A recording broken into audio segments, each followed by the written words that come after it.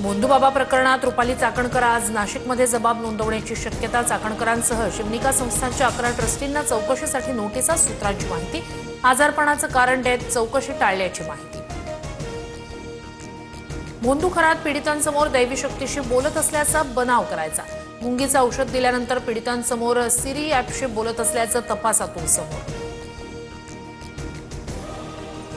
भक्तांच्या आउटडोर व्हिजिटसाठी भोंदू खरात 5 लाख रुपये घ्यायचा। जो भक्त जास्त पैसे देईल त्याच्यासोबत खरात व्हिजिटसाठी जायचा।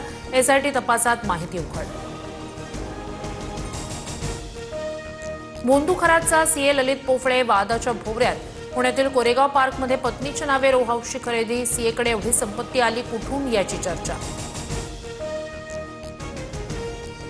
भोंदू खरातला नाशिकच्या हॉटेलमध्ये भेटले नाही। गर्दीत कुणी भेटलं असेल तर मला माहिती नाही। तृप्ती देसाईंकडे पुरावे असतील तर दाखवावे। नीलम गोऱ्हे यांनी आरोप फेटाळले। नीलम गोऱ्हे खोटं बोलतायत। वेळ आल्यावर साक्षीदार उभा करणार। तृप्ती देसाई आरोपांवर ठाम। मंत्रिपदाबाबत भविष्य विचारण्यासाठी भोंदू खरातची भेट घेतल्याचा देसाईंचा दावा।